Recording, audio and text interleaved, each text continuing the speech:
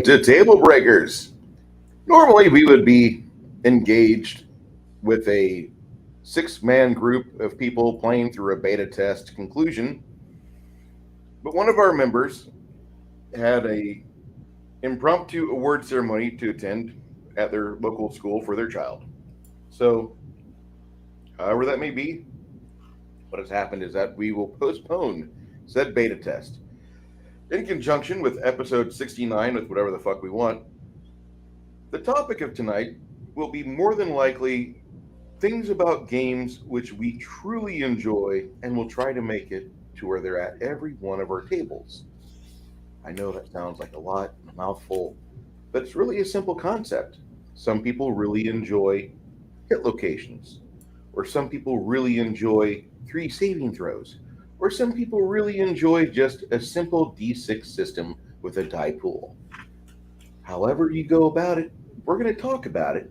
Those things which you would prefer to have almost for every game, if it fits your theme and your setting, what would you bring it? How would you bring it to your players? My name is Bruce. My friends tonight with me are Baron G. Rock, Khymerion of the Saint Rant, and Jaide. The ever spoken but yet so softly. Tonight in the chat, we also have our friends at Stream Elements. Thank you for getting your bot going.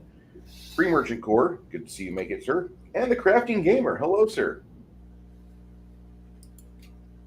Baron G-Rock, you are currently silhouetted against your G-Rock Shamrock. Well, you see, this is what happens when no game happens. I become incognito. It's almost like it's an FBI type thing where, you got to hide my face. I just don't have the voice changer loaded up. Damn it. I really thought you were going to just sit there with your silhouetted self behind the curtain and then tell us about all the secrets that Bob Lazar taught you about Area 51.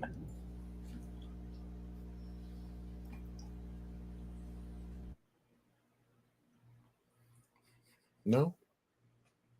Yeah, we haven't lost stream yet.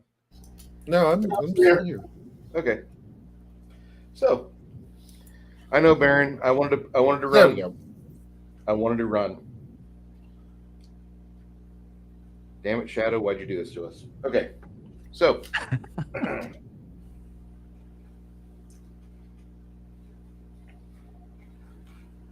Baron G-Rock, when you're running a game, you typically you don't run for like strangers. You run for pretty much like the core group of people who have been coming to your table for the past 4 or 5 years, right? Yes, and they typically are strange people. We're not going to get into that. I mean, I have Jaide there, so pretty strange. This is not a HIPAA sanctioned recording, so we don't need to go into their medical history. But I mean, I get it. We usually have like the same people at our tables. I've started to evolve that way. It's really weird. One of them came back from 20 years ago, Travis. But for the past 8 years, I've had mostly the same people at my table. Even Little Greg has came back, which I was surprised. When you have your regulars at the table, what subsystem do you want to bring to the game that's probably not in the core book? Hey, lady. Like, are you talking like homebrew type stuff, or you can say house rules or homebrew or whatever it is. What is it that you? Because we've had 3 months since WotC gave us a reason to not worry about whatever edition comes out next. And Kai's looking behind him. There's no WotC love there, but you have a company that really went off the deep end, and they got upset at the angry people that were like, "We're tired of you making crap product. We want to play good games."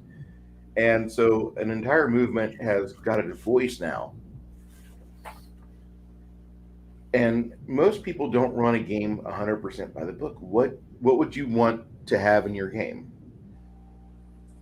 See, I tend to, and I kind of did a lot of this with when I ran mine, is theater of the mind. I don't need squares on a board or anything else like that. I want them to explain to me, I'll say, hey, you're roughly so and so far away. What are you going to do? And truthfully, I will act. And the other thing that I actually do is the better you describe what you're doing to me, you're going to get slightly better rolls. Depending on, it doesn't matter what you actually roll, you're getting benefits behind the screen that are being added in. So, it's that's the big thing that I've brought in is like, explain to me what you're doing. How does it look when the wizard, what are you doing before you cast that magic missile? The that's the type of thing that I like is, oh, okay, fighter, you're going to swing the sword. Explain it to me. What's it look like? Are you going to be flashy with it? Are you just going to be, angry? Give me some depth. Give me the feel. Put me in there with you. Tell me what your character is doing, how he's feeling, how it's all getting pulled together. Because typically, I don't like the murder hobos. I think I've made that perfectly clear. But the big thing is that I really enjoy when they are explaining their actions to me. It doesn't have to be during fights. It can also be during when they're searching for things, or when they're saying, oh well, we're going to go out on the town. Okay, well, what are you going to do? You're going to go to the tavern and drink. I just look at them and say, okay, Bruce, what else are you doing? And hey, the guy that ran that module is not here to defend himself. Doesn't matter. I gave him plenty of opportunity to suck me out of a good time, which later he did, but I wasn't expecting Vor. But and yeah, God. But that's the thing is when you're doing something, I expect my players to bring more to the table. Okay. If that makes sense. I want them to bring more to the table than just their set of dice, a piece of paper, or a character sheet, and some books, and say, "Oh, I am the automaton. I roll the dice. I do this. Yay!" Which that's one thing me and Kai actually really agree on is that if I want a die roller, I'll just load up a program and just hit a button. I need more from my players. Because the thing is that to me, that not only helps me tell my story. He said story. But it also helps them with their character development. Sometimes they can come to, epiphanies, and I hate that bitch, but, come to that epiphany of, wow, I could really make this really cool. Even though I may not have all that cool gear right now, I could still make this look cool. And I think that's really what a lot of the players want is they just want to be like, wow, I've got a really cool character. He does really cool things. I was just kind of upset that Connell, I don't know, that entire game, like, I was expecting more, and I shouldn't have, because I've not played with Connell as a DM for over 10 years. And he had set things up a certain way, and I was a square peg, and I wasn't going in a round hole. So I'm like, I'm fresh out of the military. I've got that's 2 months of leave. I'm going to go back to my home after I get some poon at the bar, and I'm going to try to enjoy this time as much as I can. And then when they had the city muster, they didn't tell me, like, hey, go back to your home and get your fucking active duty wear on. You actually might be needed. Out of all the people that went in after fucking Baba Yaga or her pet Grumpus, you got a fighter walking around with not even padded gambus and armor. He's just walking around with his one piece underwear and a sock over his cock. Are you serious? I'm Not sorry. I'll bitch about that to him as the day is long. Okay. Yeah.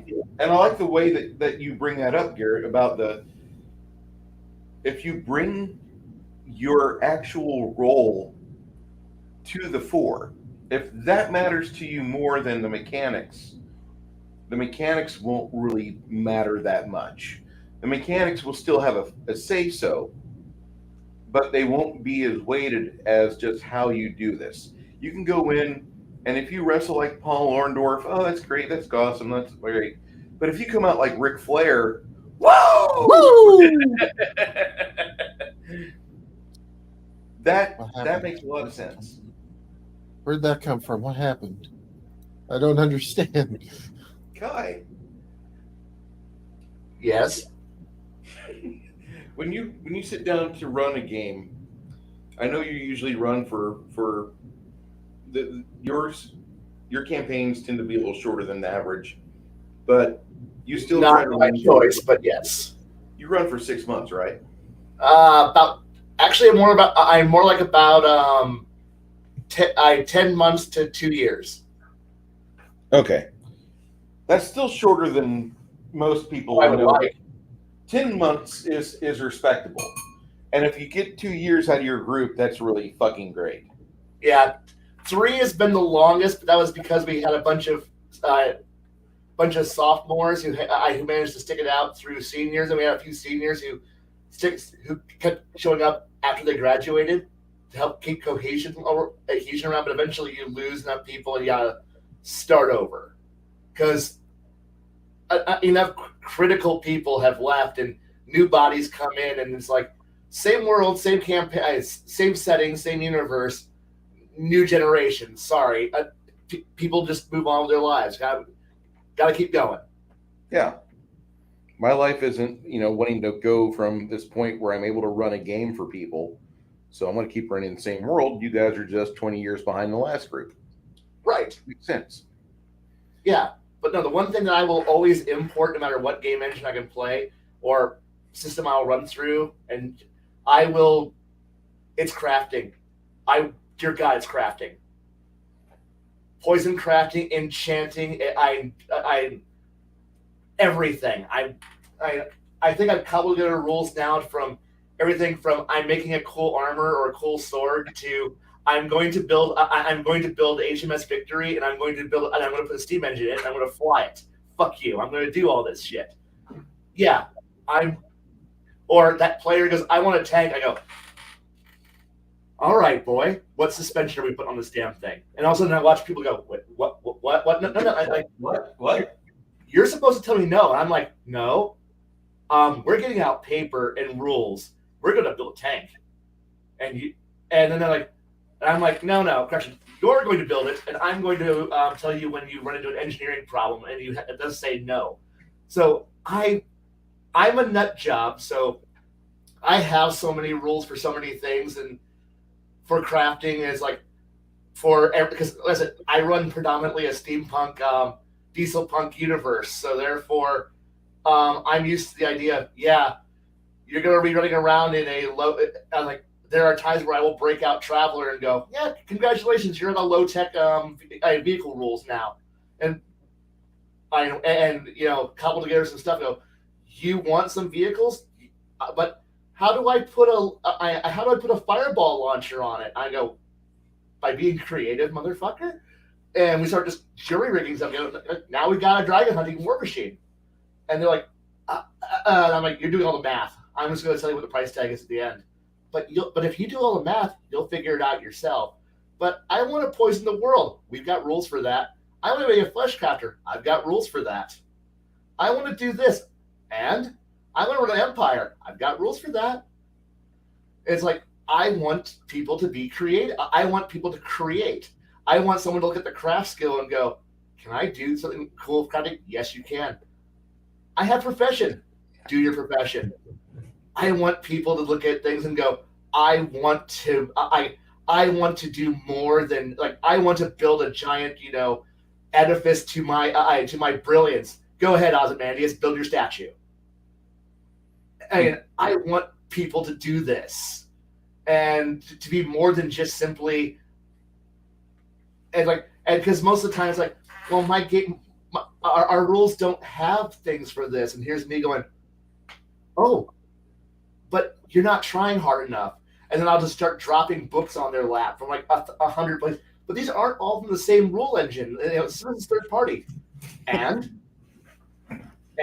this book gives you the rules on how to modify the engines to a V8 for a V8 diesel engine. Boom. This one's got rules for modifying a radial engine. Boom. You want rules for modifying aircraft? Boom. Naval warfare, done. Age of Sail, Iron Warfare, done.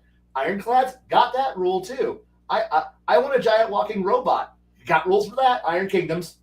And then you keep dropping stuff on them, and they go, wait, but what if I want to be an awesome enchanter? World of Warcraft, the RPG. I want to be able to do the cool more World of Warcraft. Go ahead. I want to do this other.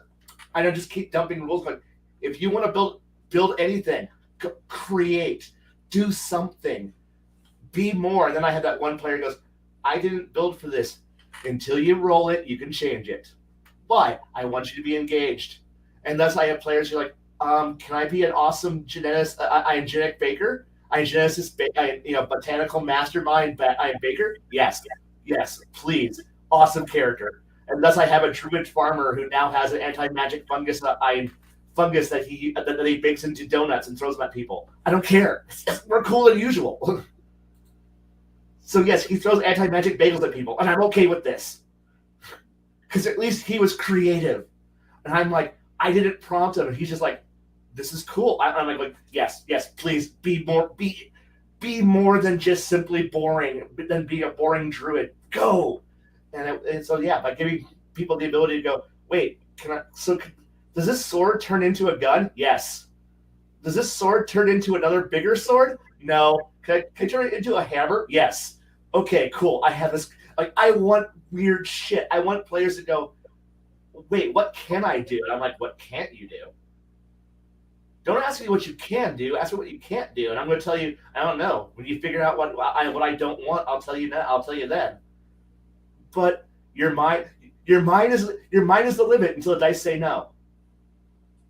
Oh, yeah. Do something fun. Be a crafter. Be creative. Build something, and don't just simply go. I go down to the market and go, hey, what's for sale? At that point, I go, whatever's in the player's handbook. I'm good luck, boring boy. I want them to be like, I'm not a crafter. Find a crafter. Find someone find your cue. If you're a badass, like I'm a super cool ass rogue, but I don't know how to craft. Cool. Go find your cue. Oh shit! And now I can do it, and I can go. Here's all your cool thief gadgets. I have thief gadget books.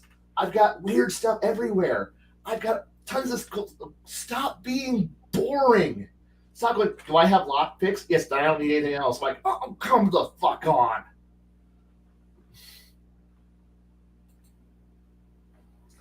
I just really love the idea behind Wardenclyffe. I really do. Yes. I'm a basic bitch. I understand. And yes, Blady, if I could have players who were a bunch of AT people where I locked them in a room, told them what components are in the room, and then having players go, does it also have copper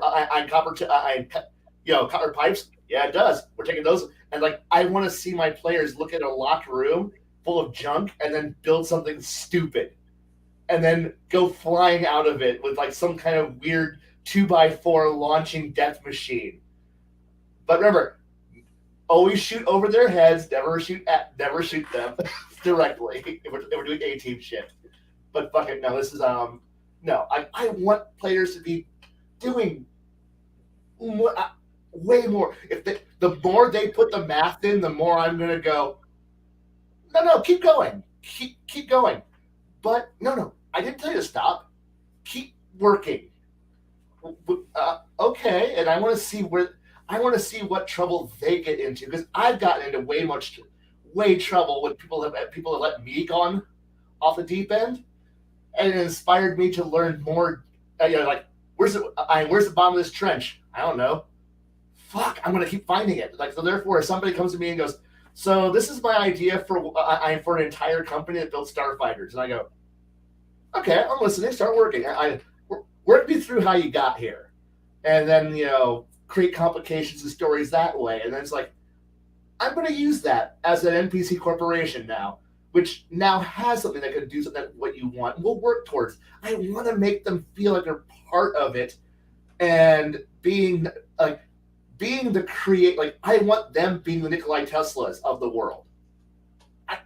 I don't like the idea of somebody going, no, because nobody else has figured it out before you. No one else will ever figure it out. This is all a boring world of boring, and just do the fucking dungeon, motherfucker. Just do it. Okay, I'll just get in line and do what you tell me when you prompt me to do. I will only act when you prompt me. Thank you. That's no fun. I want somebody to like, hey, I got this cool idea. And I go, here's the problem. You already have all your tools. Go ahead, figure out how to use your tools. I'm not going to prompt you how to fix this problem. And you know what? I want them to have fun with all the cool stuff that I've given them access to. But if I don't promote them to be creative, they won't be creative. And that's how I look at it. So Makes sense.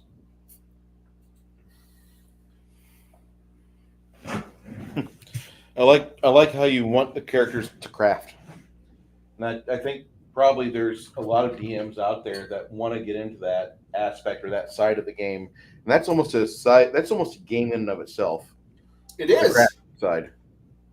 Because then I can throw weird complications at them, like weird reagents. And I was like, hey, you need like you'd have this great and powerful device if only you could find this one point of concentrated mana. That's well, where are we going to find that? Well, at that point, I can start drawing upon. Well, you might have heard about these special focus points that have great amounts of magic just coalesce, and I go. And at that point, I can start stealing from a little bit of Exalted. It gets stolen and brought in, or a little bit of Legend of the Five Rings gets stolen and brought in. And I can just start bringing other parts that I like and clawing it in there. It's like, so I gotta make you might have to make a few evil bargains with with elemental horrors, aka Jin, to go get something cool that you might need. Force them to make bargains that they don't want to, that they would never make normally. Because well, all I need to do is wait till a certain amount of time, and then I just kind of find a really small ladder and then pay some XP, and then I make a cool sword. No, I want to go. No, I want to have complicate. Like I want them invested enough that when I throw a complication at them, they want to push forward through it. Like when I gave them a complicate. One of my players wanted to build a better locomotive, and so I gave him a complication. It's like, where are you going to find a large amount of coal? And he goes, can I summon a fire demon and then bind him to a rock and make him burn like Calcifer from Howl's Moving Castle under the boiler unit?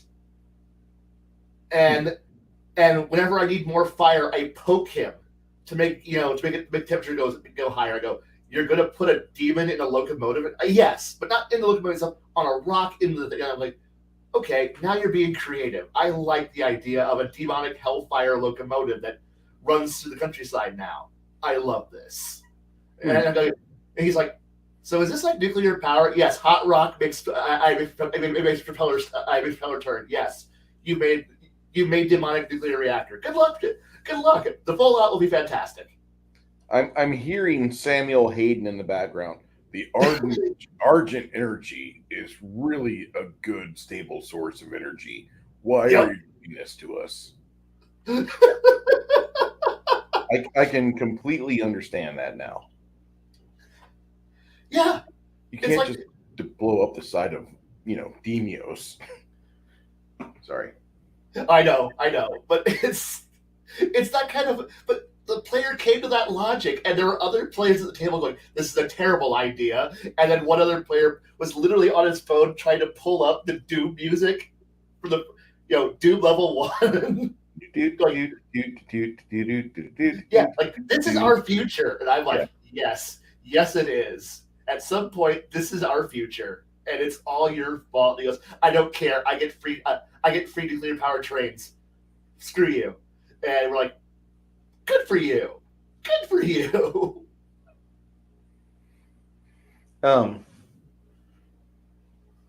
That's just awesome, Kai. I'm so happy that you guys didn't protest when I threw out tonight's topic. Wait, we're going to be short some people? Damn it. Okay. Jaide, are you there? Yes. All right. I got to ask you, when you sit down to run a game, we're going to have an interesting second set of questions here. When you sit down to run a game, you typically have the same probably pool of like 12 or 15 people that you pull from for your table, and you get about 6 on average. Yeah. Between I like to run groups of 6, but it's between 4 and 6 typically. What is the what's a guarantee that your players get to enjoy when they sit at your table? What is something that no matter what system, you're going to try to cajole it, beat it, bang it, warp it, force it, stick it, plant it, make it part of the system you're running it? Lube? Mostly epic levels. Lube?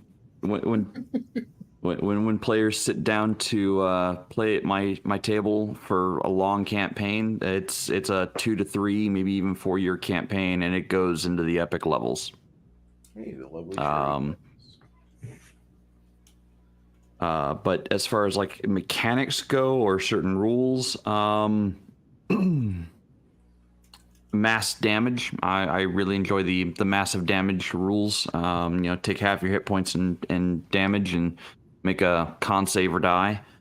And that goes for the enemies as well. Another house rule I generally put in there is on crit fumble, it opens you up for attack of opportunity.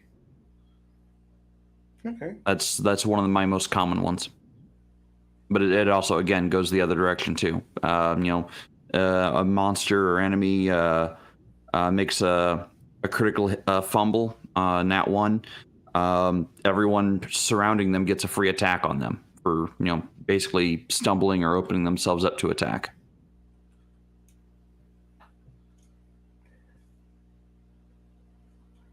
When you are doing character gen, is there something in particular that, depending on what game system you're running, that you are looking for in your synergies with your players, or no? Synergy wise, Well, I mean, like, be it's not, really it doesn't awesome. be like skill synergy, but like whenever your friends are sitting there, do you expect certain ones to naturally build a certain type of character to play off another person's typical character? Do you usually see that?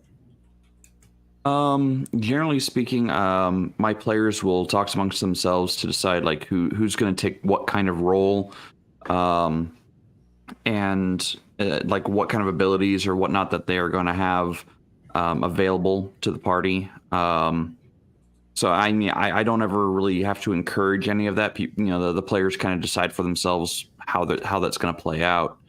The thing I ask for with my players is like, what do you want to accomplish with your character? Like, what is your goal for a character? And then I try, once they've told me what their goal is and what their realization for that goal is, I try to do everything in my power, in the background to kind of make that happen. I will kind of bend or warp my foes, my enemies, or villains into directions that, well, kind of lead to those character goals.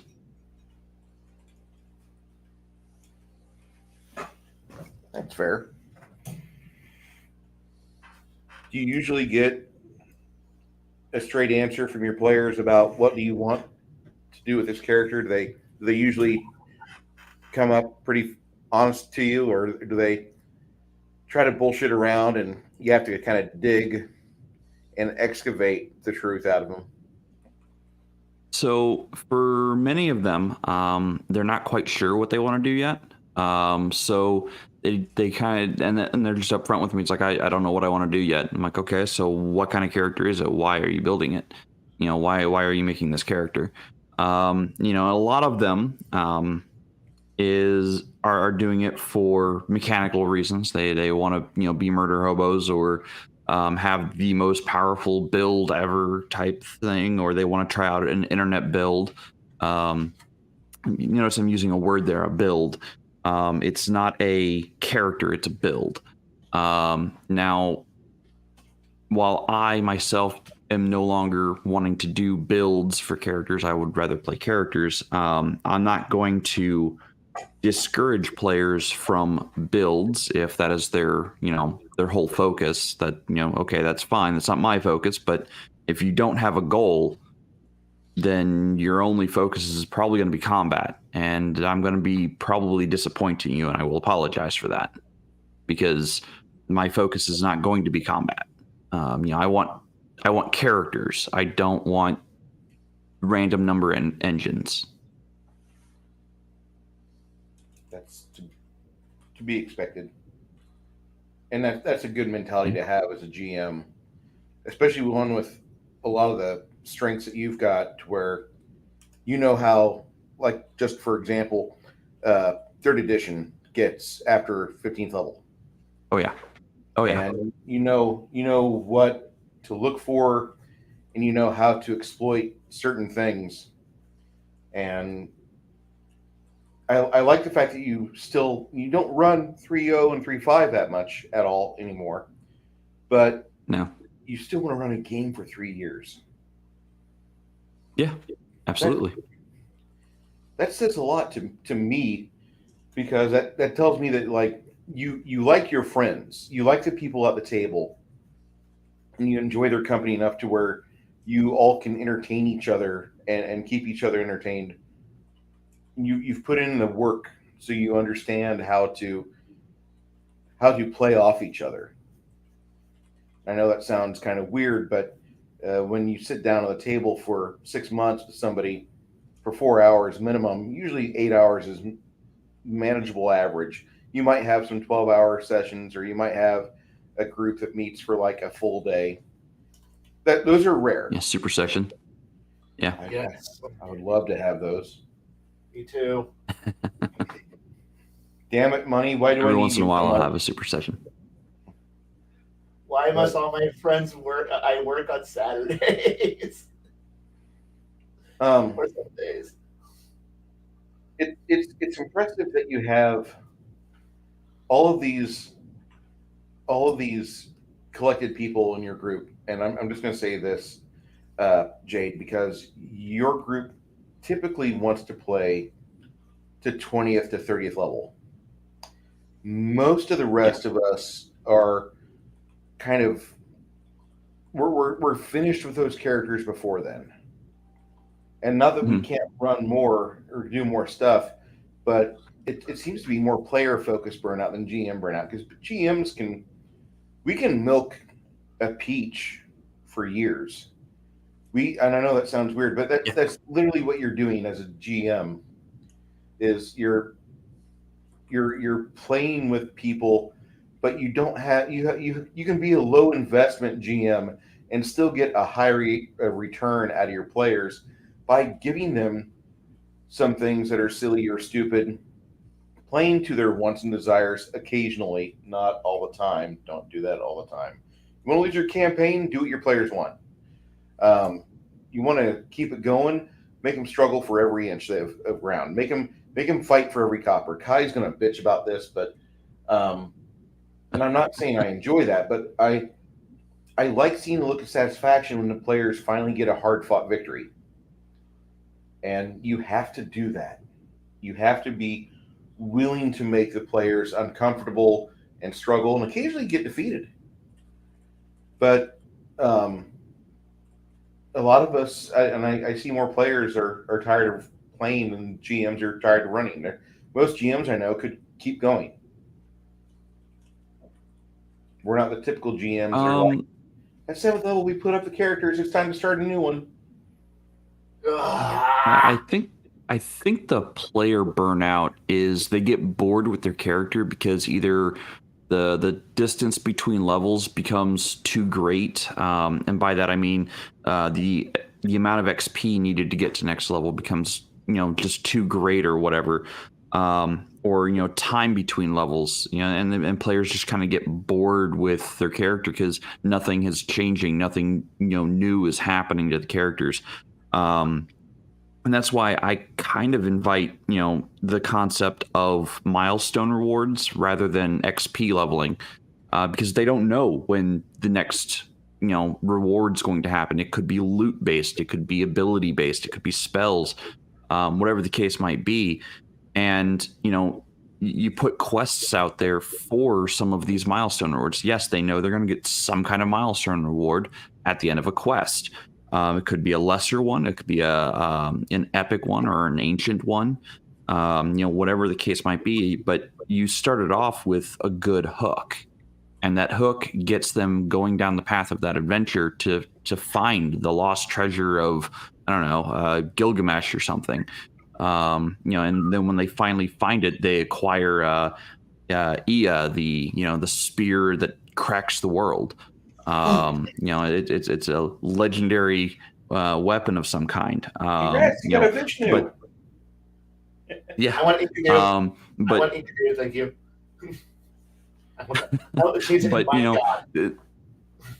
Then the quest begins. Well, how do we use it? Well, it's a spear. We just use it like a spear. Yeah, but that doesn't activate its power. Well, how do we activate its power? Well, that's a different quest line. Would you like to start that one? That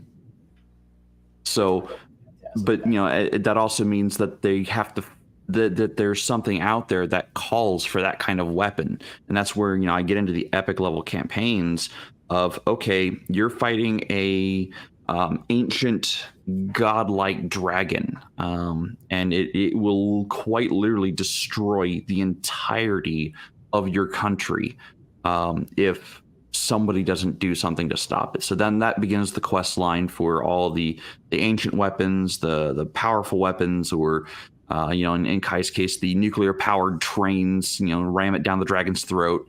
But that's the beginning of my quests for that epic power, because the final mission is go take out that big epic thing that is going to destroy the world. Yes, you have a weapon that could destroy the world. How are you planning on using it? Makes sense. Makes a lot of sense. Last few months we had this period of time where WotC was just jumping on grenades, and it wasn't to entertain us. Well, I mean, it did entertain me, but it wasn't intended for it to entertain Bruce. And I really was entertained by it, but in the process, a bunch of people I know discovered things outside of 5th edition. And did you, Garrett, did you have that conversation with other players or people at Game Store where, what are you going to play now? Did you ever have that happen to you? No, because none of us really even touch 5th Ed. Yeah, that's kind of how we were. Kai, at your table, was it a discussion topic? What was the question again? Sorry. Did people at your table, did they voice any concerns about Wizards of the Coast being able to deliver a game product to the shelf that they could buy? Honestly, absolutely no one cared. The entire flare up of when WotC caught fire and exploded, no one gave a crap, because we were using books that we were playing 5th we're currently playing 5th for a while as I'm watching kids learn how to GM, but we already had all the books, So, and we all made use of completely legitimate online resources. Hey, Master Mike Boyven. And so when WotC exploded, we were all kind of going, but we already have access to everything we could ever want, need, and use. So, sure, alternate races, alternate materials. No one like WotC goes, we're gonna do our own thing. We're like, we don't care. We just had fun, and it was a nice refresher from the 3 weeks when everybody was freaking out online, where that was all we talked about, to go and sit down in a classroom and just relax and go, nah, we're all just gonna play characters and just play. It was nice.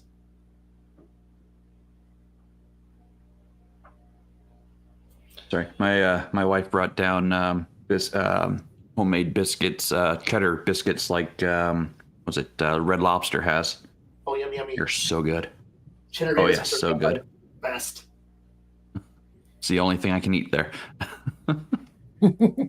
Oh, that's right. You've got anaphylactic shock issues with squid and Yep. hard shell bullshit. No, he walks in It and comes from the dies. water. If it comes from the water, I don't go near it. So. Jade, when you were running your game back in early January, when all this started to pop off, WotC was exploding out the gills. Was it a discussion topic for you with any game store owners or players at a store, or was this just something that they're like, "Fuck you, I don't care." For the most part, I couldn't give two shits less. I really couldn't, because I'd already moved on from WotC material, almost an entire year or more ago. At that point, like I'd already moved to Index Card RPG as kind of my exclusive core engine. Then I was already starting to homebrew mechanics and rules and classes, spells, and abilities for Index Card RPG for my homebrew setting. So it didn't bother me at all about the. As a matter of fact, I even said no. I don't want to talk about the OGL nonsense. I said it multiple times that I just couldn't care about it.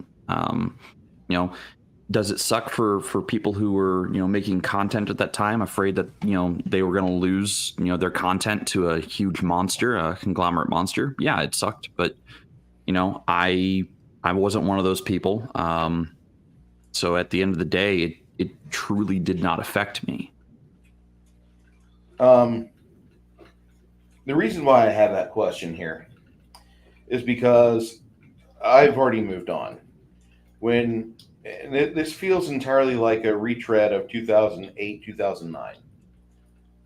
And we've already seen it start to happen like 2008, 2009, because you have a company ready to catch all the fallout, all the people that are wanting to play the same game they've played for years. And the host company is saying, it's time to move on, change engines. We need $300 more from all of you, maybe more. And most people are like, no, I'm doing pretty good. And we have, Kobold Press. They've got a Black Flag project, which is, it's very crunchy. It doesn't feel like Pathfinder 2e. It feels closer to first edition Pathfinder, which I'm not going to say that's a bad or a good thing. I'm just saying that's a thing that Kobold Press did. It is somewhat compatible with 5e more than 3.0 or 3.x. But I think if you want to create a character and then port it over to another system, really it's just between you and the game master of that table, and you can figure it out from there. You should be able to figure it out. If you're playing fuzzy superheroes and you want to you don't want to create a new character for Pathfinder First Edition, fine. Just get with your GM and be like, hey, this is my character. Can we just port him over to Pathfinder? Because I really don't want to have to do the hard stuff. I don't want to care. I want to be lazy at your table. And if you want me at your table, we're going to do this. If GM acquiesces, the GM acquiesces. It's nobody else's really their business to know how people are. If they want to port from one game system to another, it's between them and the GM. But main reason I was saying that is that you've got a lot of people that they are scared to leave 5e, and Kobold Press stepped up, Paizo kind of stepped up. You had Frog God Games is out there trumpeting the horn, and, oh, go Black Flag, go Black Flag. And the entire OSR crowd suddenly got invigorated with a whole bunch of new blood. And it's nice. I'm happy for them. I'm happy for the small game designer that has a quality product. I really, truly am. I think this is the best time for you to do this. But I would want to know how you guys, because we haven't really talked about it much, and I kind of figured that you were about that, Jaide. You just didn't care. You've already moved on. It didn't score on the radar to you, right? Yeah, no, not really. And most of us don't live and die by WotC's Twitter feed. Most of us have already got the games we want to play. They're on our shelves. I don't have Twitter, so I don't really care. Yeah, and that's the thing. I don't have Twitter either. It's nice. There are reasons. No, you don't have it because you got banned. Well, I only follow very interesting artists. That's the whole reason I have Twitter. I never signed up for it. And Squirrel Hermit's like, Black Flag is not impressive so far. You're not the first person I've heard say that. I think the way forward is for a lot of people to just turn back away from 5e and go to a system that will support you making a character you want to play.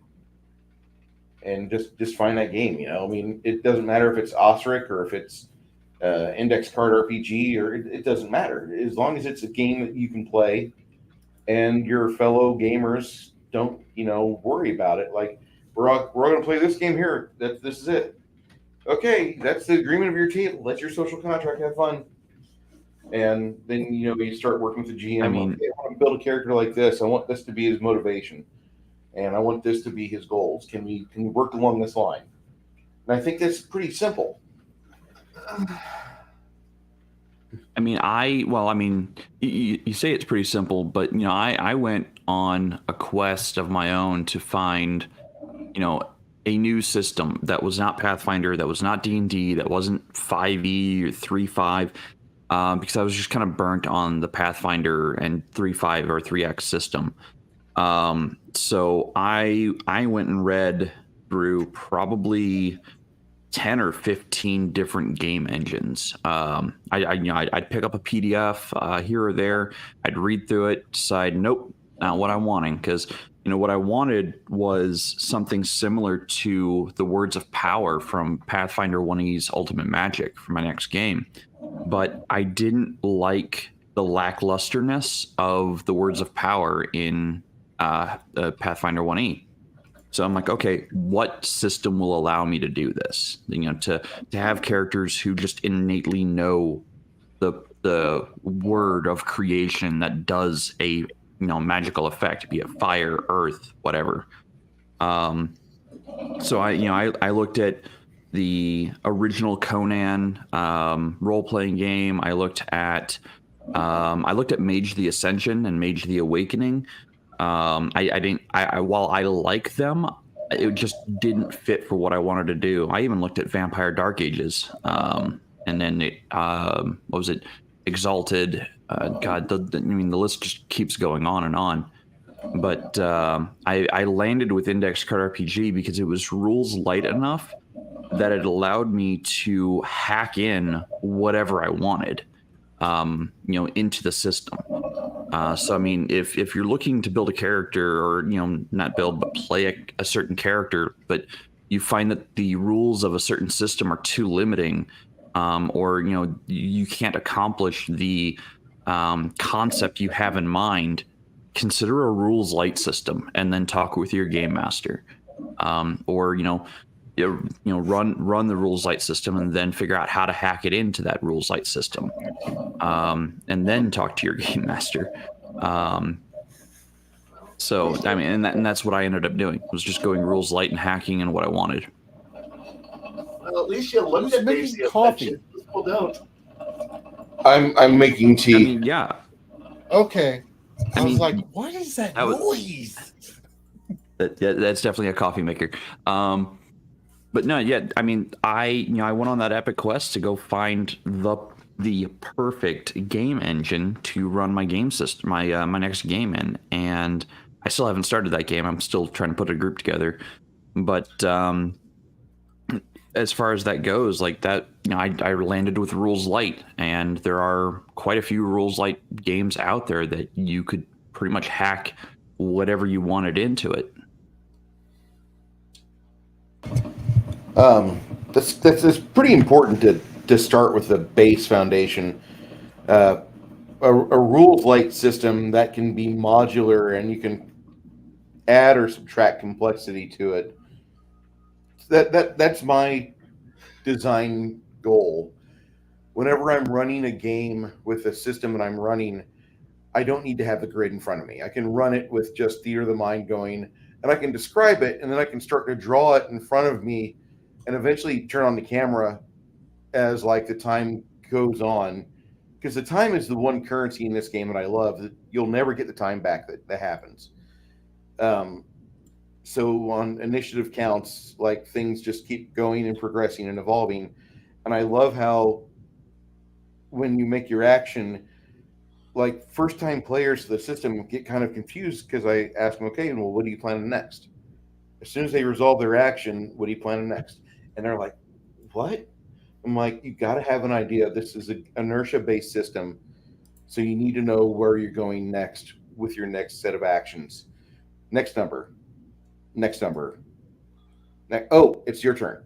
And then have that person resolve their action. And after about the first 40 seconds in the first combat, the people that grasp onto this the hardest are people that have really not played a long campaign. They've done one shots here and there, or they've watched people play. But the ones that fight it the hardest are guys that have played the game for like 40, 50 years. And you need to be able to add and subtract some complexity for situations just to get players up to speed sometimes. And so making it to where it's as simple to where you don't have the analysis paralysis. You give them a binary question so you can get a binary answer so you can resolve the next set of actions. That's kind of important because I don't want to have the game stop on Tommy. Tommy, what are you doing? And Tommy's there. Let me look at my character sheet. Does Uncanny Dodge allow me to do anything? No. And I hate that. I hate it when they get that fear in their eyes because they don't know where to go next. They get that paralysis feeling. They start to truly panic. And that's bad and good at the same time. It's bad because they're having this issue. What it's good for is that it's a teachable moment. That typically only happens once or twice. After that, either they quit, which they shouldn't. Don't quit. Stay in the game. Try again. It's now your initiative. What are you going to do? Or how are you going to resolve this? Let's do resolution. What are you planning for next? Because that'll give me an idea of how soon you can be called back and talked to about what actions are going on. Carrot, when you're running your game, what is, and this is a running the game question, what is it for you that tells you that whatever specialty item you added into your current campaign, it might not be part of the official rules of the campaign, it might be an extra rule found in a hardcover, or it might not even be from that actual game.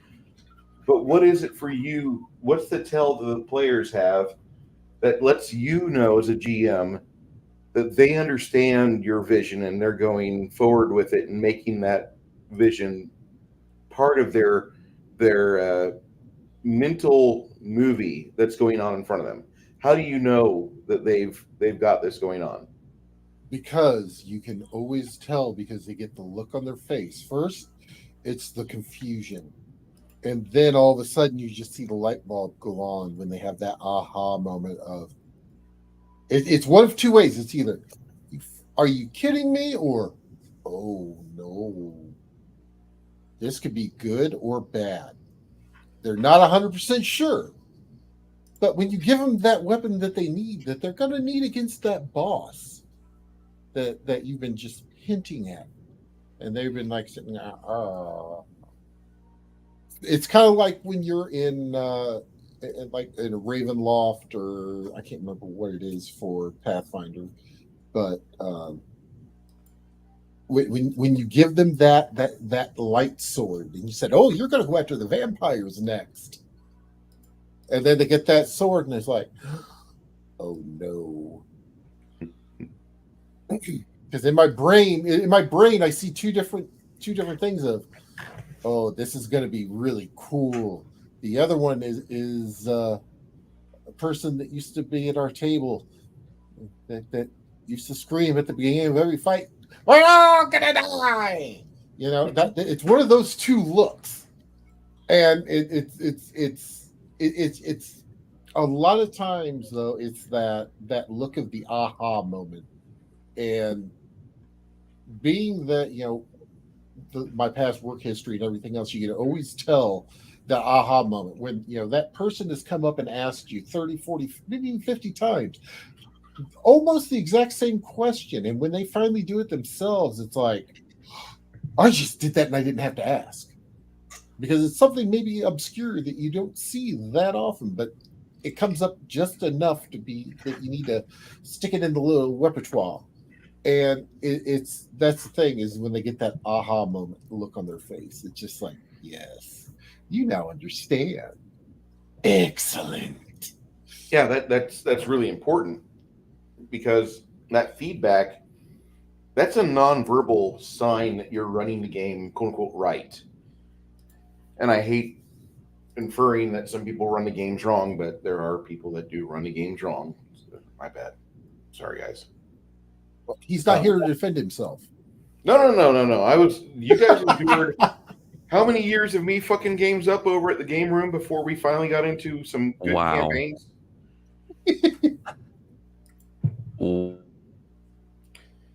Jade, you're muted. All I gotta say is, wow, Baron. Wow. Hey, it was not the Christmas special I was looking for. It was not the Christmas special that I wanted. Hey, it's the one that I got, and I wanted to give it back. He's not even here to light up a cigar and be like, "Well, fuck you then." Oh no, I can already hear it in my brain as he's watching this back. Fuck you guys. Because I'm not saying anything that we haven't said to his face. Yeah, I know. So it's okay.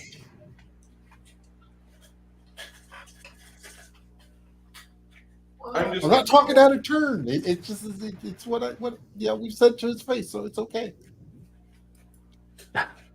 Usually, if I give Connell shit, it's because his die rolls are like, "Dude, I saw you nudge that 20." No, I didn't. I know this one. That was the win. Yeah. I don't know where that baseball bat came from to hit the table, but look. No, we give him shit. We love him though, but I mean, we give him shit. Guy. Yeah. You're crafting. When you're crafting in your world. Yes. Say the first 4 sessions goes by. How do you know the players are getting into the campaign and they're getting a hold of the ideas that you're trying to bolster them and bolster the game with? How do you know that they've got it? How do you know that they're learning how to run, not to walk? Unfortunately, usually it goes over their heads, and I just kind of go, okay. it's honestly hit or miss depending on what group of people you're looking at. Some people just don't have the desire to do it, but usually what it takes that point when somebody else at the table goes, wait a moment, and then they start to explain when they take the reins from me and then they start to describe it for how they think it's working, and I'm going, and they give that look to me going, am I getting it right? And I go, nah, you're mostly right. I'm not going to yell at you over details. That's for later. That's for later. We're at the I think it's that point when the players start to actually think about being interesting rather than just being a book-focused person. It's like, well, my class says I can do this. You can do so much more than that. It's just once I guess it's really hard because some years it doesn't work, and I just kind of sit back and go, what? Bruce jumped out. Connell jumped in. What did I do? Absolutely. Oh, good. You weren't listening earlier. Good. You'll have to watch the playback. Honestly, that point where I if they work or if it works or it doesn't work, yeah. I'm sad. I'm sad when it doesn't, but I don't let it get to me too much. I just wait for the one person who does. Then I go, "You're my new special boy."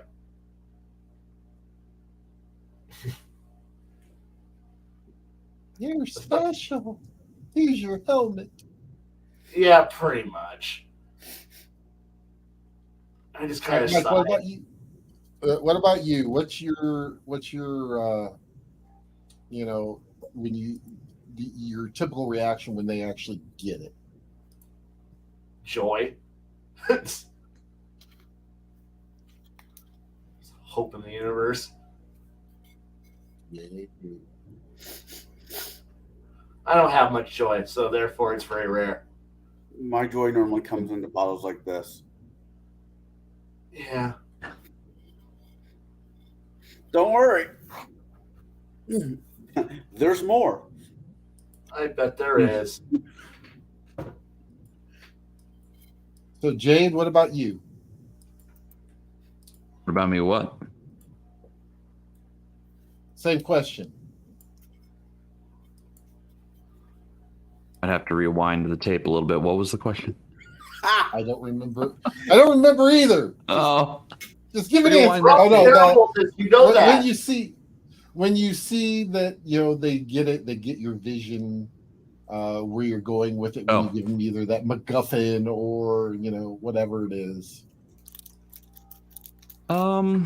Generally, when I have, when they finally realize the hand of cards I've dealt them, in the case of giving them the MacGuffin or giving them the one linchpin thing that kind of lets all the dominoes fall into place. The expression on their faces, well, for the most part, it's priceless. Because then they all go, they're like, it's like, I don't know what to do with, and then they're like, oh, I'm like, bingo, someone's got it, give them a prize. And they're like, wait, so we could do this with that? And I'm like, well, that is a thing you could do. What would you like to do? So I mean, yeah, them my players realizing the keys to the kingdom that I've given them, and then they go, where are the limitations? I'm like, I don't know. You tell me what you think the limitations are, and I'll tell you whether you're right or wrong. You need to go find out. And just giving them that power to make those choices, to go do and try things and press buttons and pull levers. I've gotten more out of players when I've done that than I have by leading them by the nose. I as a young game master, a person who didn't even have 5 years under his belt, I was very much a railroad gaming master. I would push them through a storyline. I would go here's the where the game is, and don't deviate.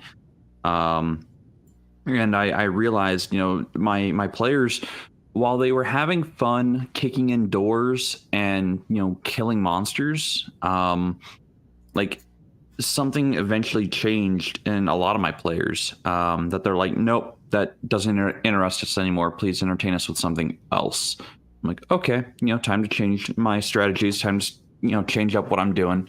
So I started going with puzzles, putting logic into the games. And the people who really enjoyed the puzzles and enjoyed the logic aspects and the role playing, diplomacy aspects, their face when they come upon a ballroom scene and they have to be diplomatic for an evening. They're like, oh yes, my time to shine. Where I might get someone like Connell goes, oh come on, and there's got to be something to kill. Well, that's not true. That's totally true. That is not true. I just don't want to sit in RP land for half an hour listening to somebody have a circle jerk with his grandma and a cup of tea. Kai's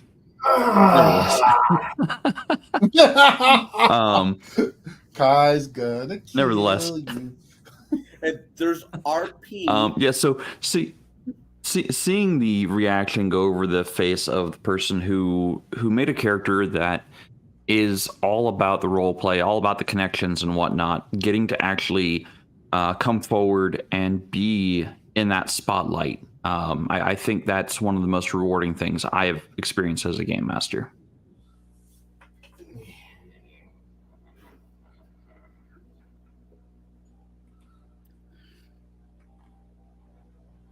Bruce, if you're talking, you're muted.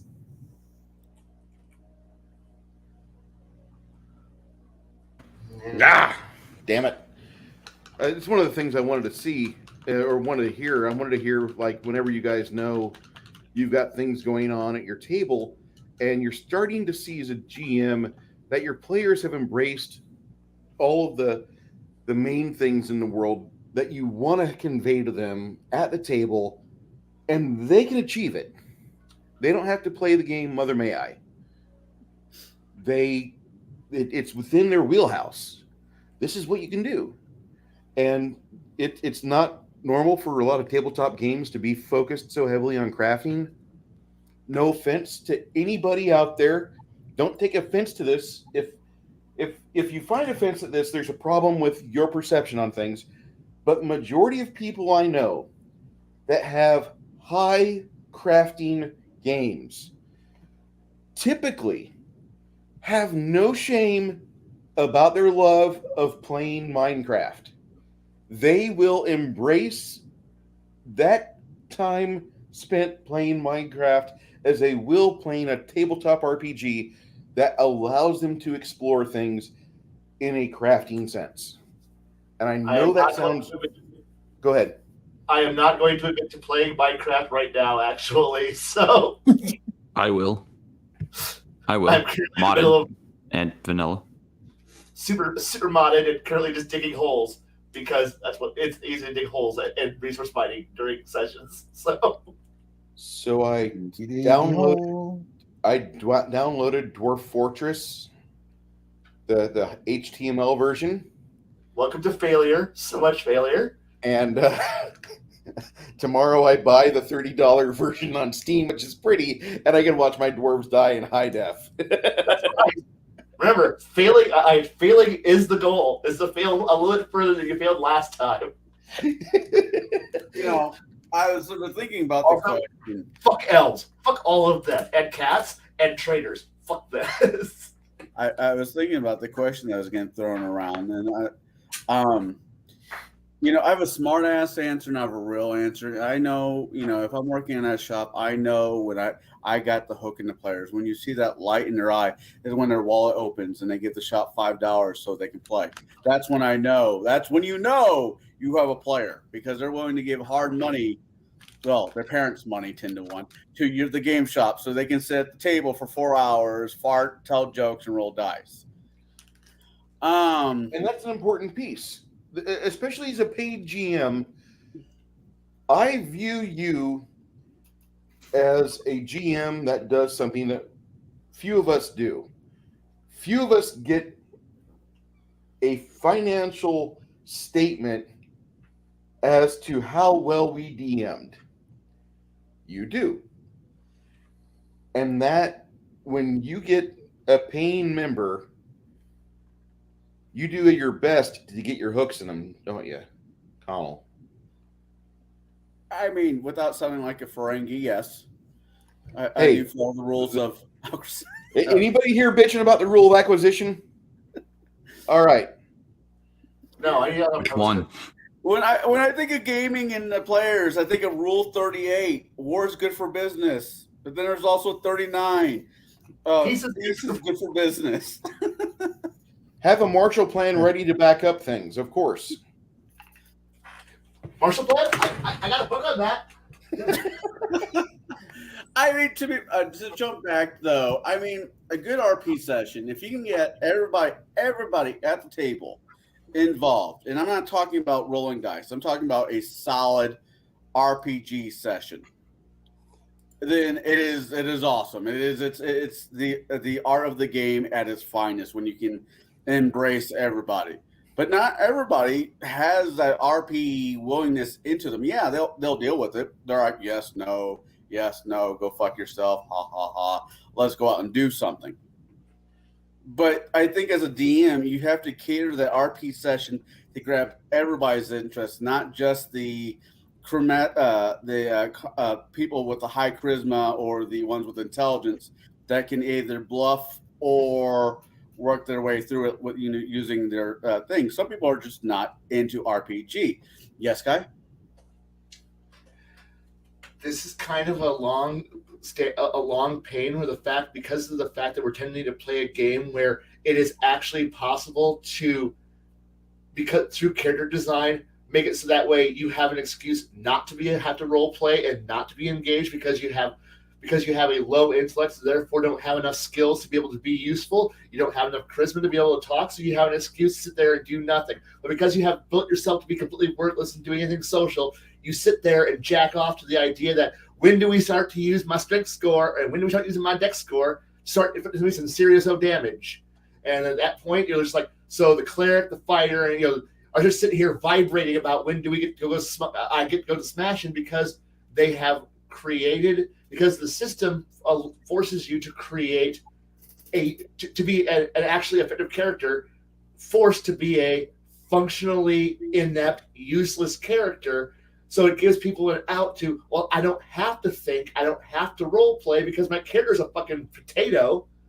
And so what do? You just slap them around for going, well, you've played an incompetent idiot. Just be an incompetent idiot who makes everything miserable. So therefore, but don't worry, we're going to get to the idea of getting back to combat, which will take us 4.5 fucking hours to get through 3 encounters, and we're murder. But God help us if we allow the talkie player or players to have 30 minutes to an hour to actually be interesting before we get back to 4 more hours of jerking off to how much damage we can do. And hey, I need me some healings, making me some saving throws.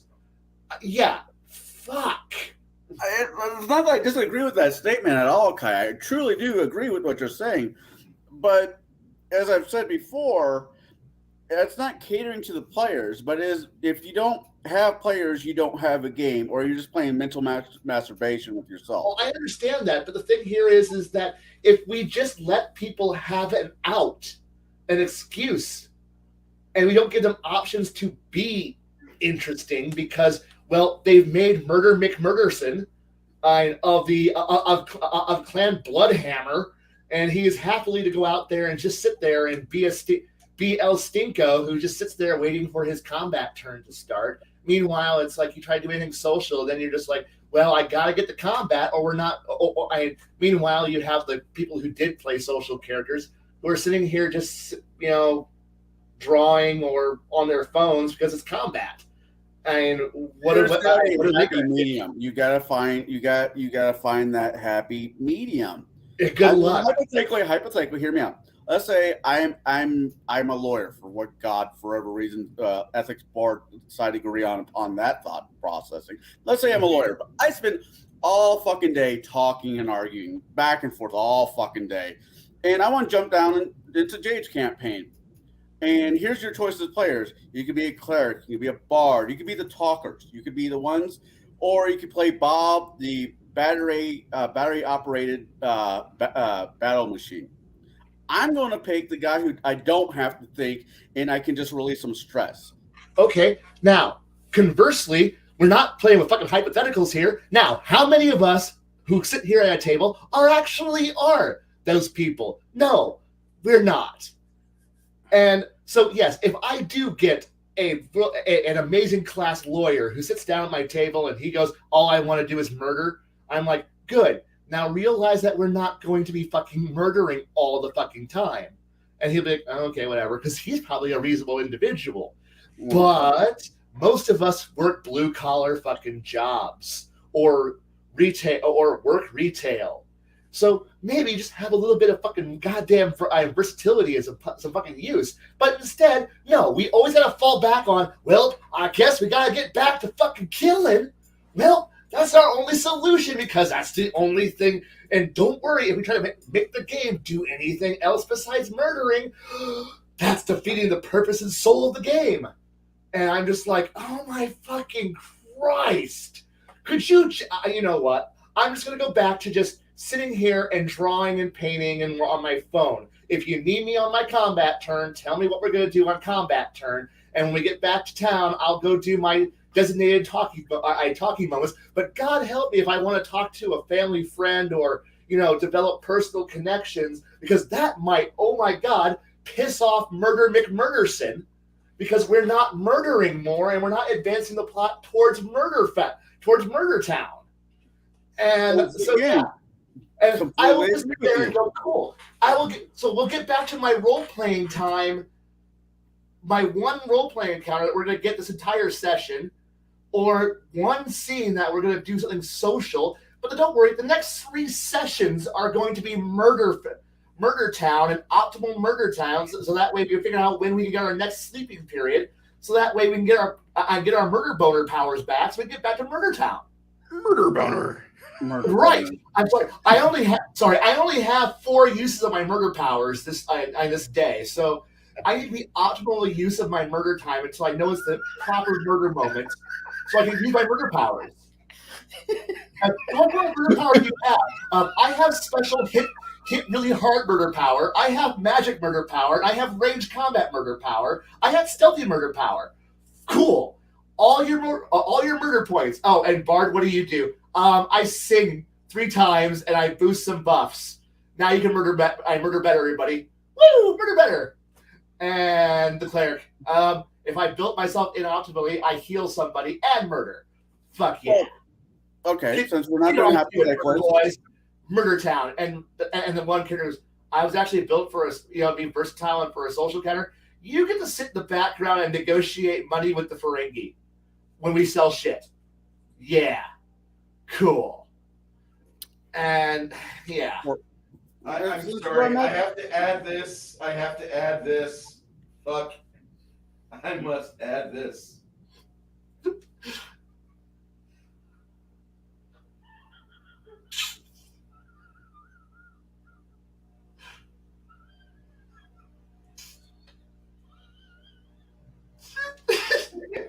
I'm sorry.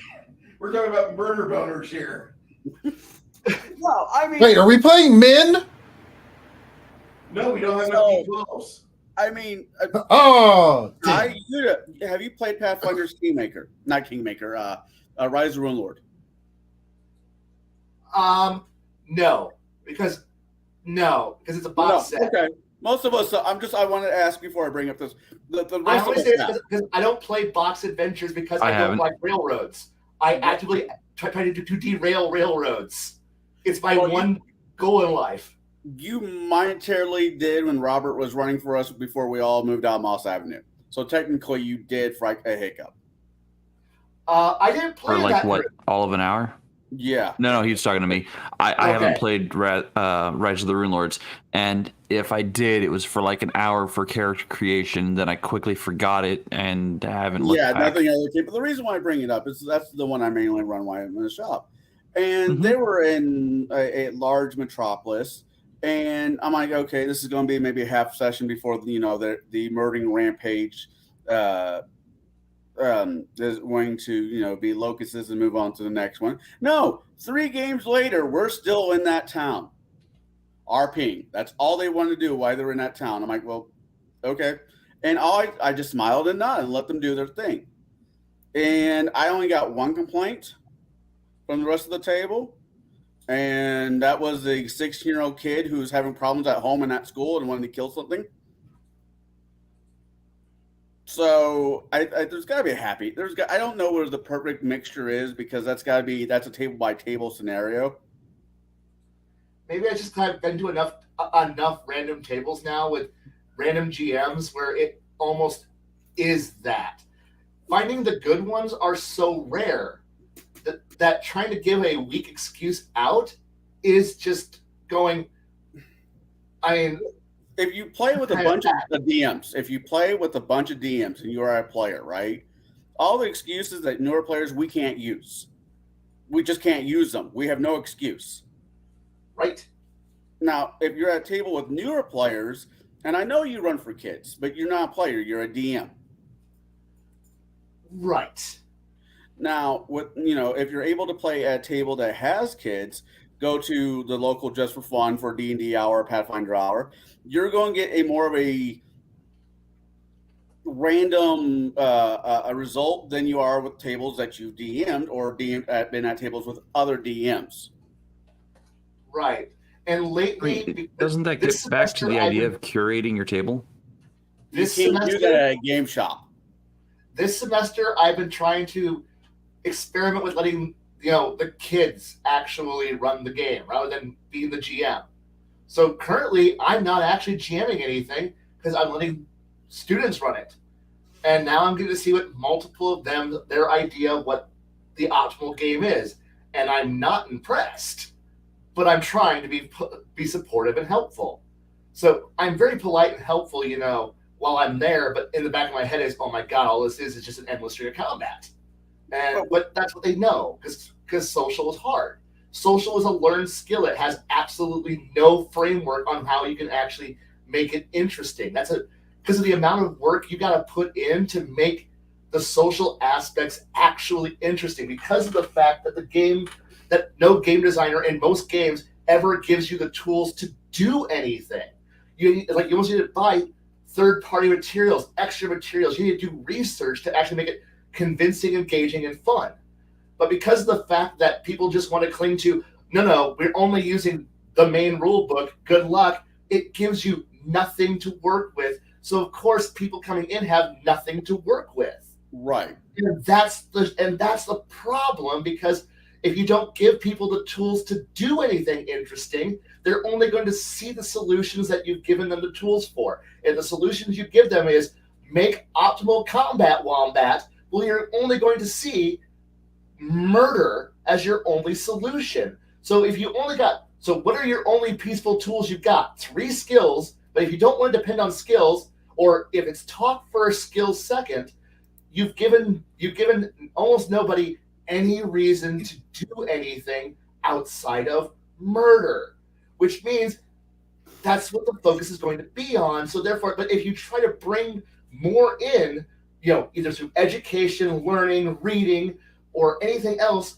you get people who freak out over the idea that you're changing things at this point. And oh my God, I've had some players who just go, here, everybody has, we have active and support skills, and you have different skill points. So you can actually have you can be more than a drooling retard, and be a functional character and be interesting.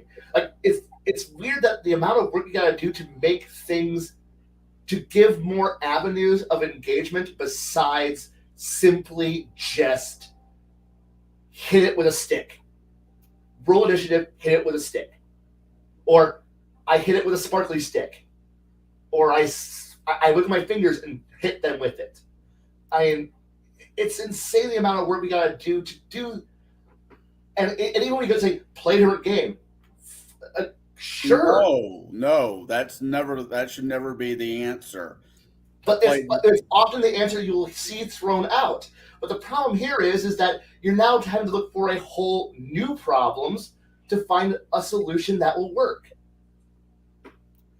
You're not wrong. I disagree with finding a new game because no, I just need to find a new fucking table.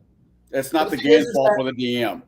But the thing here is that finding a new table is not always an option. That's fair. A lot of people have. So walking away is not always an option. You may like the people you're around. It may be hard that your schedule prevents you from finding other groups. Hello, I'm one of these idiots who only has a small window. So finding a new so everybody who wants to play a game on X night between this small window? Nobody. Okay, cool. But I mean, it's a lot of work.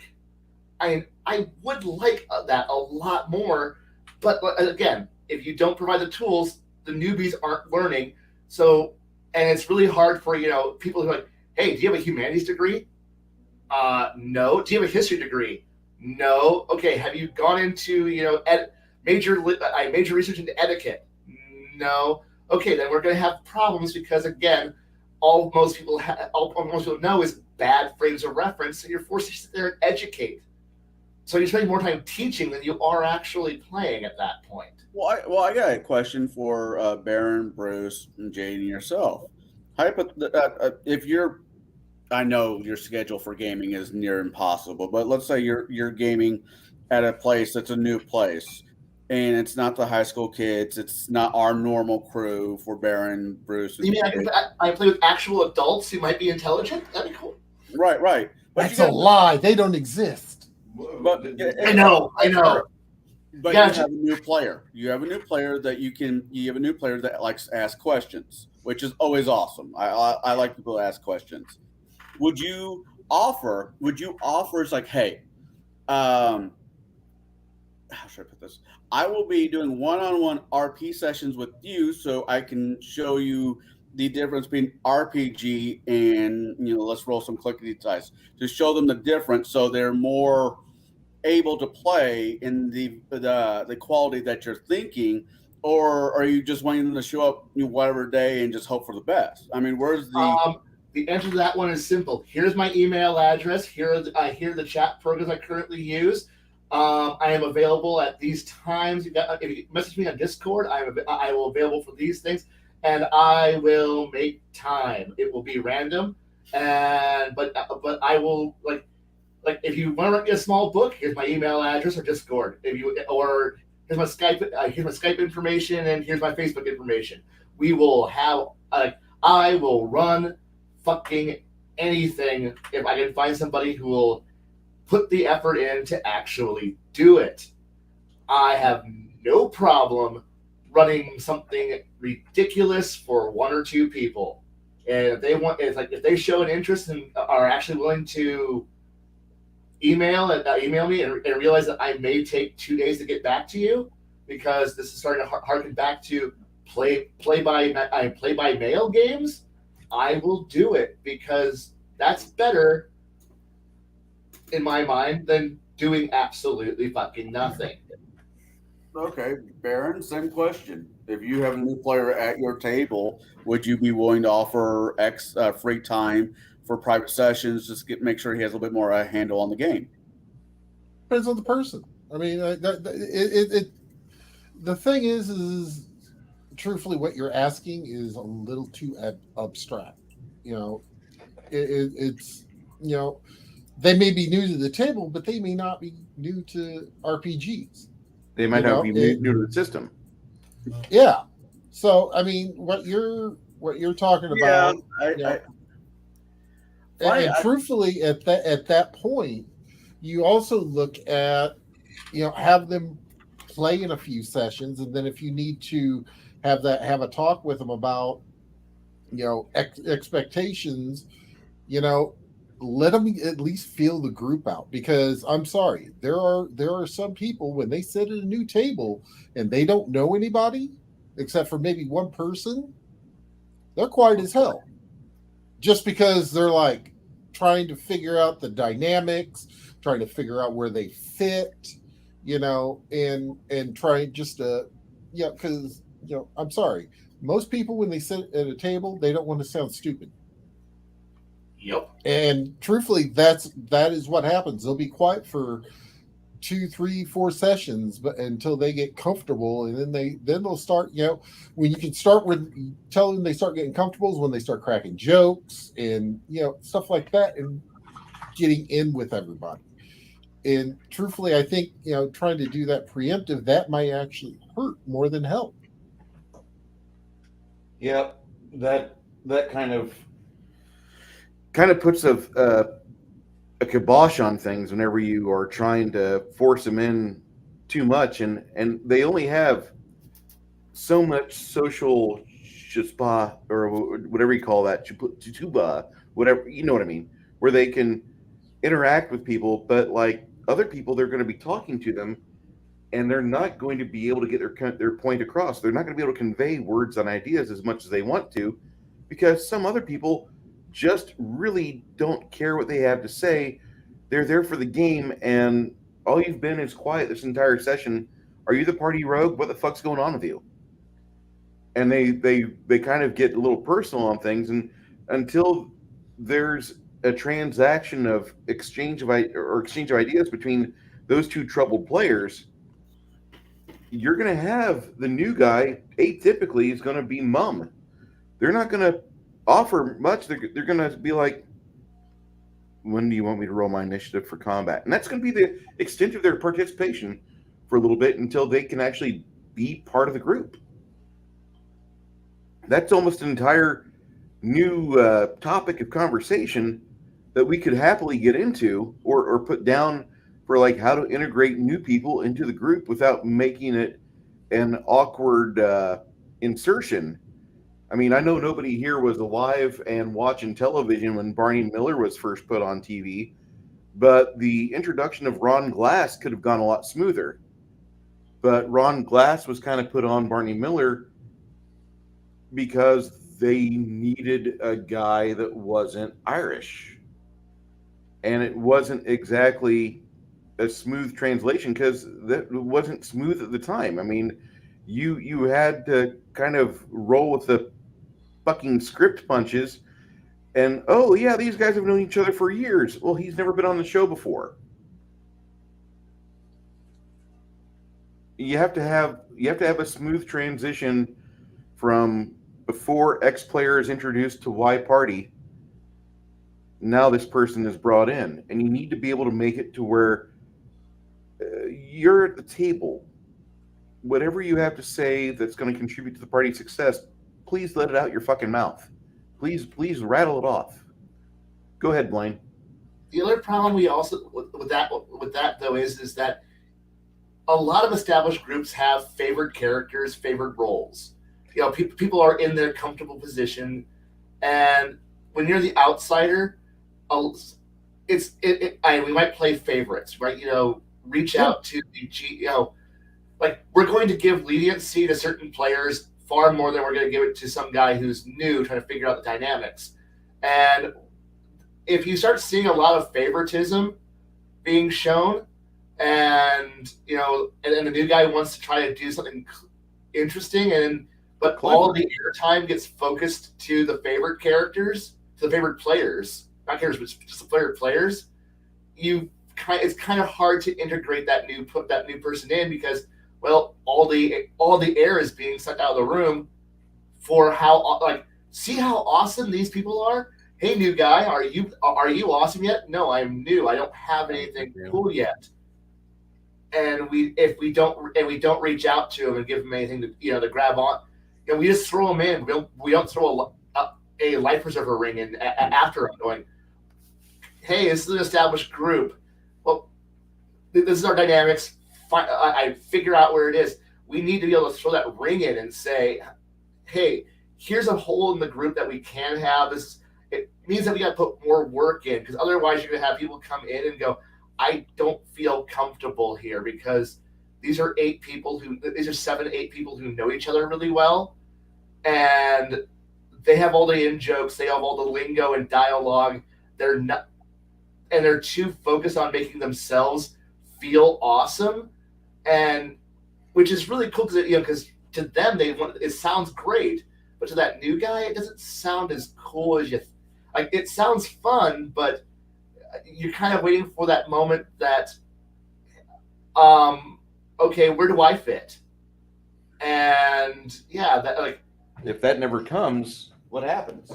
they leave. They That's what leave. happens. That 10 to 1. That's what normally happens, unless you get a particularly stubborn one that says, "No, I'm going to find a way to fucking make this I'm going to work." force myself into this. Oh, that'll work great. Yeah, But the thing is that that's asking for an extrovert. We're in a hobby of introverts, and which usually has the one or two extroverts who stomp on everybody else by force of personality. And unless you have a introvert GM who's managed to force themselves into being open and friendly, who understands and reaches out and helps, you tend to have a lot of people just show up for 2-3 sessions, and if they're not hooked, they just drift back off. And else. I gotta insert something on this plane. Yeah. At an old sales job, when I was on the phones in Peoria. No, wait, it's my first job in Corpus that I had when I moved back to Corpus in 2011. I had to take this Myers-Briggs test, right? Yeah. You familiar with Myers-Briggs? Yeah. Well, the owner of the company is watching me answer the questions. As I answer the questions, he fucking throws a fit. I'm like, what's the problem? And I keep clicking through, and I get ISTJ. He's like, you can't be a fucking introvert. I've heard you on the phone. I have a lot of inner monologue going on. I mean, that's just kind of how I am. Well, no, you let people know what's going on in your head all the time, much to their detriment usually. Like, yeah, I mean, I have no problem with that. But, I mean, there is a part of this where I'm acting. And he made me retake the test 4 more times, and I kept coming up ISTJ. And then we went to the background, the guts of it, and it wasn't my introvert extrovert split was like 55-45, almost a perfect down the middle. But the judging side of me was 90% like there's this huge judgmental asshole inside me that's providing a judgmental asshole. Never. Judgmental commentary, just fucking laying down Judge Judy the whole fucking time. Right. I don't believe you. Sorry, I had to insert that. Down to, we need to reach out to these players, because I know I've made the mistake of trying to join other groups in the past where people have been like, hey, you sound like you'd be fun. Join this other group. And then join up there and then realize I'm not a good fit. And it's like, I've done it. It's like they assigned homework. I did the homework, but everyone else, I like, I'm ready for this. And then it just didn't turn out right. And then just like, move on. And they're like, you gonna come back? No, not really. I don't fit this group. I'm sorry. And move on, because my time is limited. I don't want to sit there in a corner waiting for waiting for the moment to do any, to be told I'm allowed to do something. I want to do something, but I don't want to be told I'm allowed to do something. And but this dates back to a long time ago, a certain GM who played favorites, and she was really, really good at playing favorites. And if you try to do anything that stepped into the realm of her favorites, you got smacked down for it. So learn your place. I learn your place, peasant. If you're not one of the favored, the favored 4, the rest of the other 8 of you at the table, you're nothing. Either become bow down to the important 4, or wait for table scraps. And that was a terrible game, and I played it for too many years. I don't want, like, I was stupid. I like this group. I'm going to. No, I was a horrible GM. I shouldn't have done that for as long as I did. That was one of those key GMs who was like, oh, this is like during those formative early years. That was a key GM I listened to, and I thought that was a fantastic GM. But no, that was a horrible thing, and because it was too much focus on all problems are solved by the big four. You're all just the rest of you are just players who are playing minions who are following along with. Good luck. You'll never amount to anything because you never will. It's funny that you had brought that the Myers-Briggs thing up. I had to fucking take one of those tests a couple days ago. Oh, I know mine. Mine doesn't have a J in it. I thought it was funny. What was it? INFP/A, whatever the fuck that means. But Introvert. What was it? INFJ. INFP. I said, It says I'm a mediator. Yep. That's funny. Anyway, well, Well, you're that kind of a works paid for GM. DMing. What? You are a paid GM. Yeah, I was like, fuck. That's funny. I don't know. There's like, I can remember. See, I got into playing this game a whole lot later in life than you guys did, and Well, that means you get to put an adult spin on something instead of being a kid that just happened to grow up that still likes playing these games. right. I mean, the first person I met was a Starkweather, a Myers, a Jaide, a Kopech, and I think no chance. yeah, ain't got no luck, ain't got no chance. And the first person I really talked to, other than Starkweather coming, it's like, hey, I don't know if you're doing anything, but do you want to come over here and play? Was Jaide, and we commenced over if Dr. Pepper is better in a bottle versus fountain. I think was the conversation. You're muted. Of course I am. I honestly can't remember. Yeah, well, you're lucky. So coming into an ENTP. Group, what? ENTP. Coming into a new group, I mean, I don't really know if any of those were establishable players. I mean, I know Myers and Starkweather was thick as thieves there for a while. I think Kopech will show up wherever there's a game at. You and me are new to it, and just the personalities. And I'm not gonna be I will be an ass, but I'm not gonna be that kind of ass, at least tonight. I mean, the first 4 months of me living in the area, my name was not Jaide and wasn't even my actual name. It was Ninja. Right. You just kind of showed up and you played a ninja. Yeah. I played a class of ninja. I gotta say that if Kopech lived within reasonable distance of any of us that was running a game, he would show up. So he does live in reasonable distance to at least two of us. Yeah. I mean, he's not going to leave the skyscraper that he lives in. I'd rather play at the skyscraper in the conference or wherever the banquet conference hall. room. Yeah, that was a really cool setup. The only bitch about it is you couldn't eat in there. But besides that, it was a pretty cool setup. What type of gaming experience is that when you can't have the chomp, chomp, chomp, chomp? I would I'd buy like these oatmeal cookies, and I'd walk to the door right between outside and inside, and I would shove the entire oatmeal frosted cookie, just into my mouth. Mm-hmm. What are you doing? Mm-hmm. But no, going back to being a new player, if it wasn't, there were some very strong personalities in that campaign.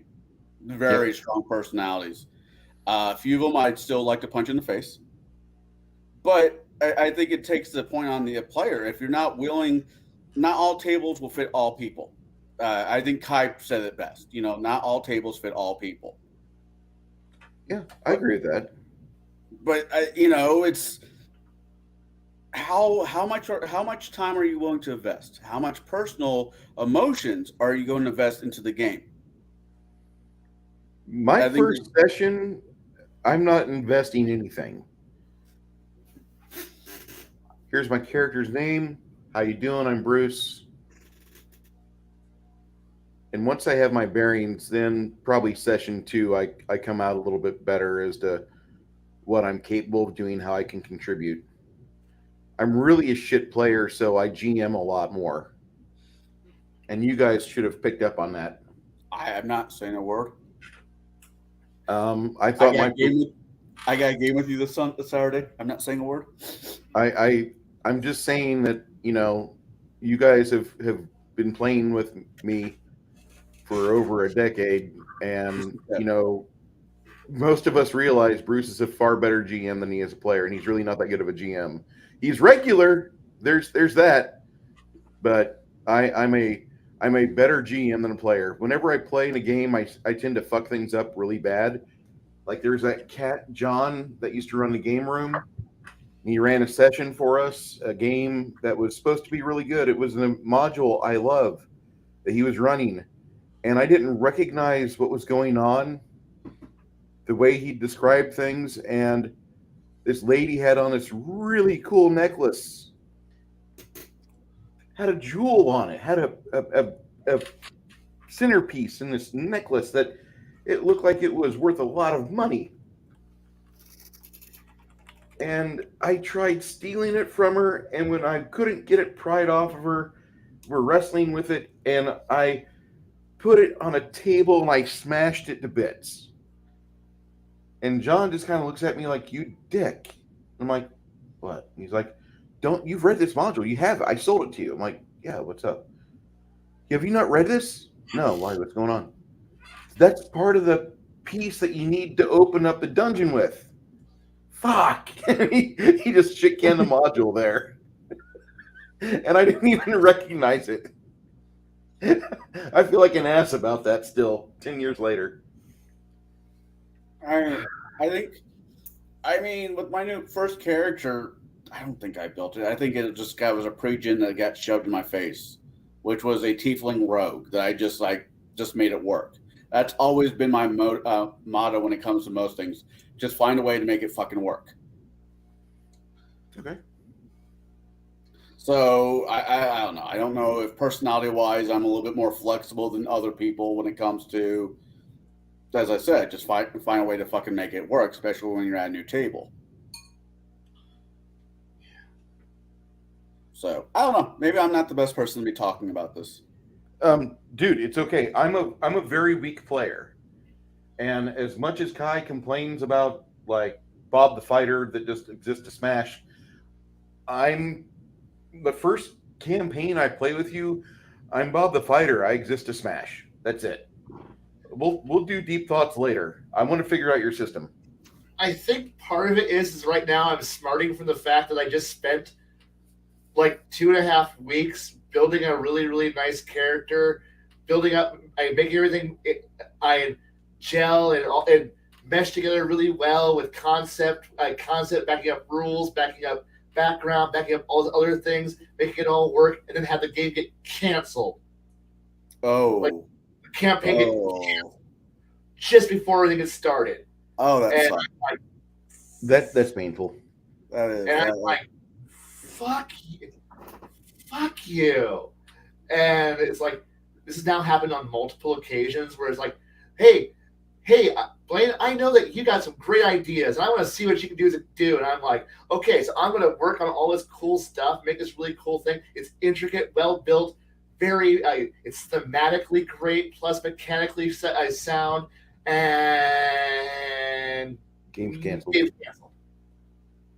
At that point, what motivation do I have to continue to try to produce a high quality product when all anyone wants is, well, it is like, and the bad part is that I had the mechanics were all functionally done 2 weeks ago, but the game just sat there waiting for everybody else to get done making characters, and we were all waiting. So I just kept on polishing and adapting and making small changes and keep making, like, alterations to the background and how to make this thing work, and then using some merits and flaws and doing these. Oh, this is great. This is perfect.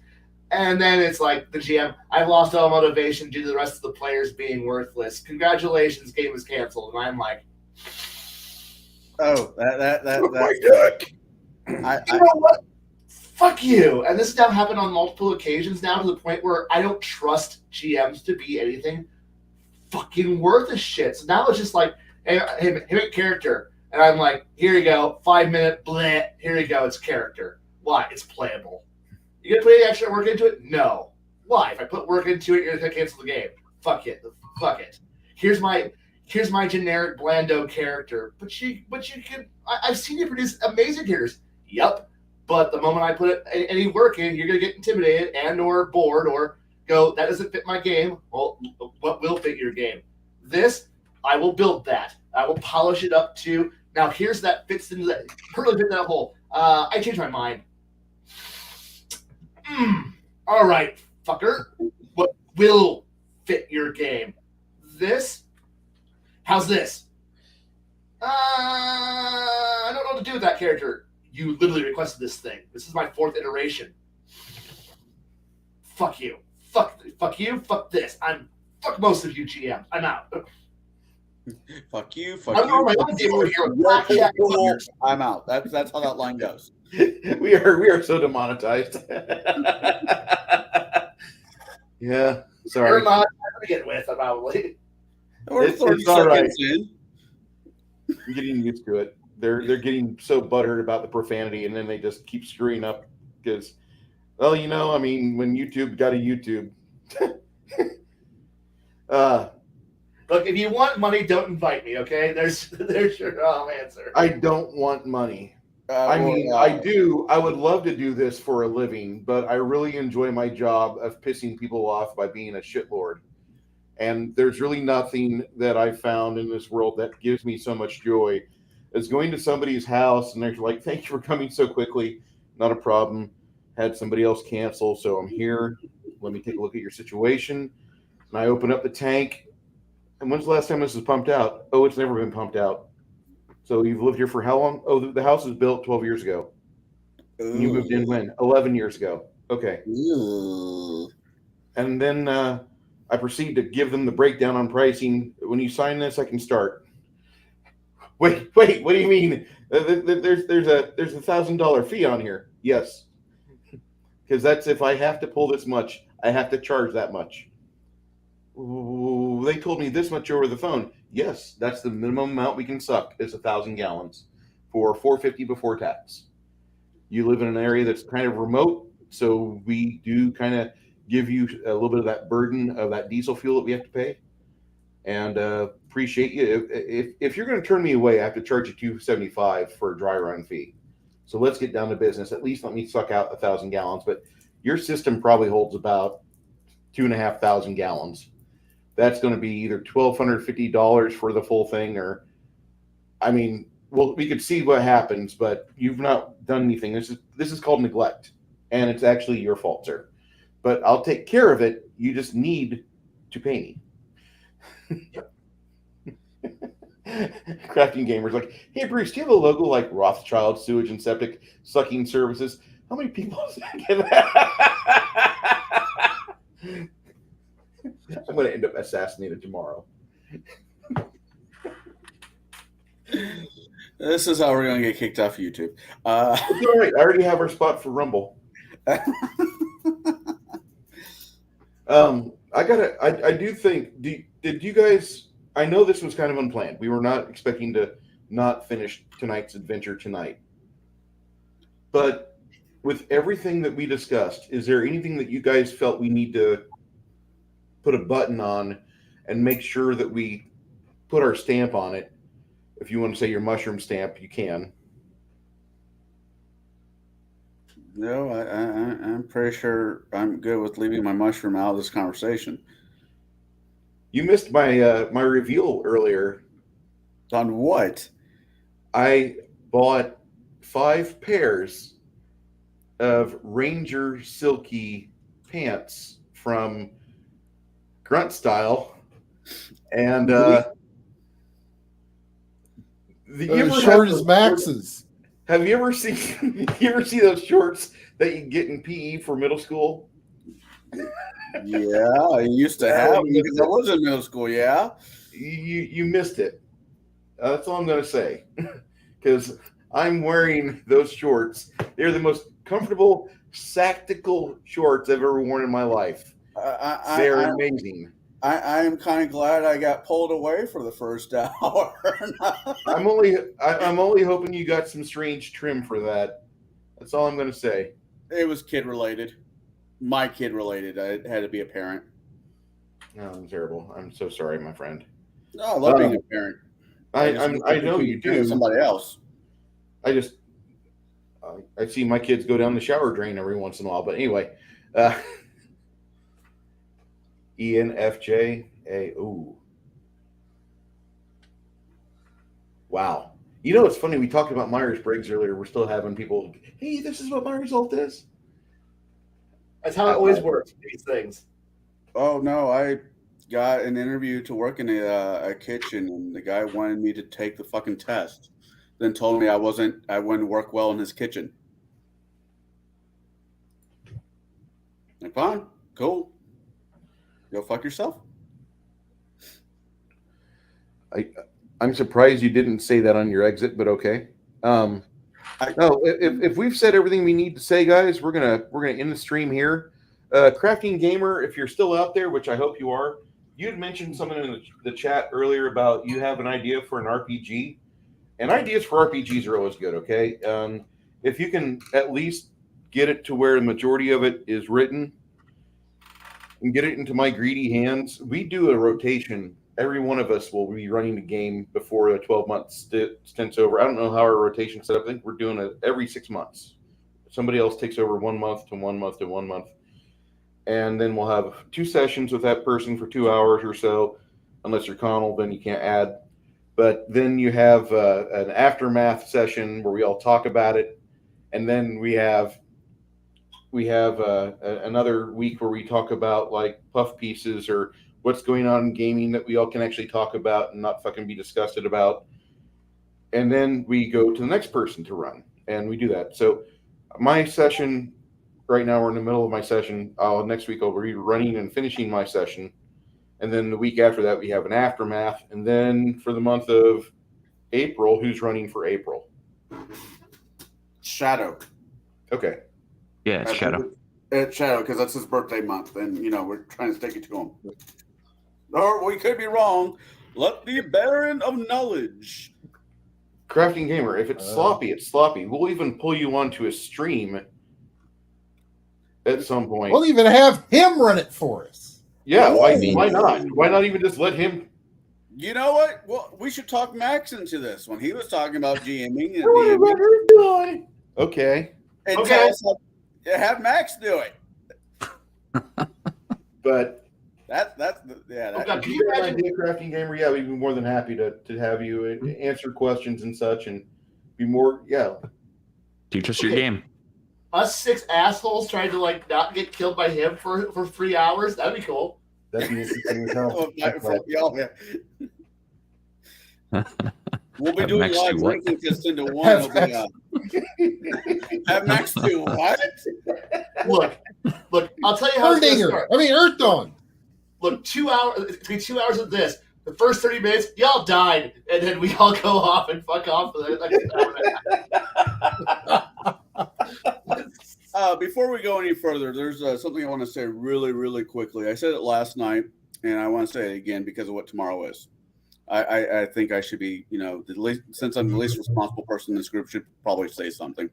Tomorrow's St. Patrick's Day. A lot of us are going to spend most of the day vibing in one thing or the other. And I want everybody in chat and those people in panel, I'm wearing a Guinness shirt, so fuck you all, to be safe.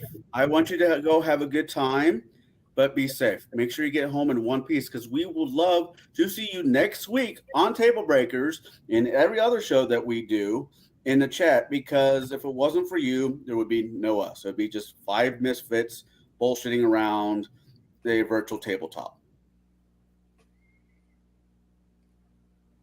So I'd prefer to have my audience here intact. I really don't want to lose you guys. Enjoying the heck out of you being here every week means a lot to us. I know that sounds kind of stupid, but without the chat, without the people watching, we're just 5 or 6 assholes talking to each other, and we could achieve that with no fame. But I think some of our conversations are actually worthy of watching and listening in, because we have a lot of XP as far as running games goes, and we have a lot of time behind the shield.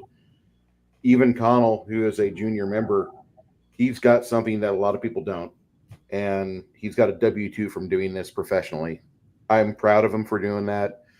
Does he have room to grow? Absolutely, just like the rest of us.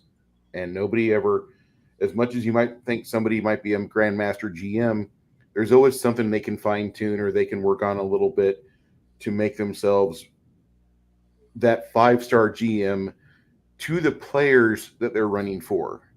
Because sometimes players don't need Matt, what's his name, Mercer. They don't even really want Matt Colville. They just want Bob, the GM, to run a fun game for 4 or 6, preferably 8 hours. And that's what the majority of you are tasked at whenever it's time to play the game. Baron, what do you have going on this week with your releases? No idea. Okay. All I know is tomorrow there's a parade, woohoo! and then there is going to be some alcohol, some corned beef and cabbage, and that's all I need. The only thing Irish I won't eat the cabbage. I get it from the Rebellion Room, so it's actually pretty decent. Oh, I'll have to check that out. I normally get my corned beef and cabbage on St. Patty's Day in East Peoria at a certain gentleman's club. Have a good night, Max. Thank you, Legion of Myth, for showing up with us. Night. Good night, Max. Tomorrow night for us, I think it's going to be a night where I stay home and I might pop on streams with people. I don't know yet. My wife is not exactly the outdoorsy type or let's go out drinking with strangers type. For her, an enjoyable night is not going out, just being able to stay home and being able to relax and decompress. That's her thing. She loves that. If she gets a phone call, from her son or from a family member, she'll be social then. But social around strangers, no. Like even whenever I have company over for gaming, she's in the other room doing her thing. She's not part of us. She's not. I mean, she'll listen in, but she's not dependent upon what we do. It's nice having a wife that's not, up your butt and what are you playing now? Are you guys winning the game? Are you done yet? Get out of my house. She's not like that, which I'm happy about.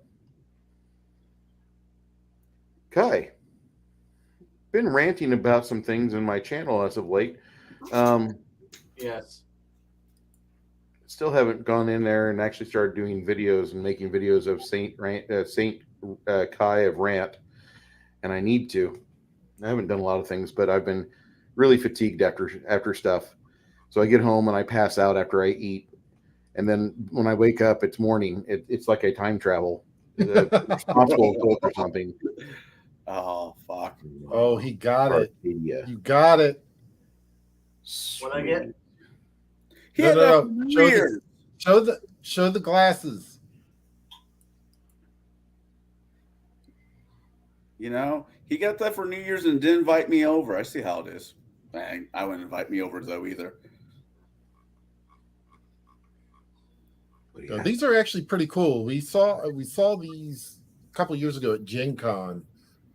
That when they were coming out and all that, but they have lines and levels and Interesting. There's just going to be a line of taxis at his house at the end of the night. We're going to call everybody Ubers. If I have to work Saturday, that'll be fucking great. Yes, I've got. So I'll jump in next. Tomorrow, this might be interesting for some of you guys. I've never played any Warhammer games whatsoever. It's always kind of one of those hobbies that's kind of out of my price range. Because fuck, between the figs and what's okay to play and what's not okay to play. But tomorrow I will be doing the second edition. I will be playing the second edition of Warhammer Fantasy RPG, where I am playing. I was misled. I was so misled. I'm playing an elf when I should be playing a dwarf, so I can give the elf shit. I was so misled. But I'll be playing that one on Friday night. Saturday I'll be hanging out with Bruce, probably hungover as hell, but making it work. And probably do another video later on. No, not Saturday. Then Sunday, I have doing a Sunday review with Shadow and Sun, Mark. I always mess up on his last name. Omanau, Gentleman Jack, who is also AKA Shadow Sun. We'll be talking about a 2012 movie for the Greater Glory. It's based on a true story. It's a Civil War movie that takes place in Mexico, I believe. I don't know yet. I'm just happy he didn't pick this movie from the dollar bin at Dollar General, because that's been a thing. Then sometime maybe Sunday night, I might do a video and see if I can talk any of you guys to jump in, where I will be making, starting brewing peach cider that I'm going to turn into a mead. So there'll be some cussing, hopefully me not cutting myself, and a good time to have by no one. But that's what I got going on. I didn't know you were emo. I'm not. I'm just, Okay. Aside from Saturday's game, which is scheduled, I'm thinking about getting some videos out, but I've got to get my thoughts together on a couple products before I do that. We've had a lot of things happen in the last month, and I'm getting ready to get back in the swing of things on that again, to where I'm doing reviews and popping videos out in the morning. Might be part of the chat, might not be, but that's when I set my previews usually for 6 or 7 a.m. That way it's like, hey, you wake up and you got a fresh present from Bruce. Do you really want to open it? Flush it. Yeah. Okay.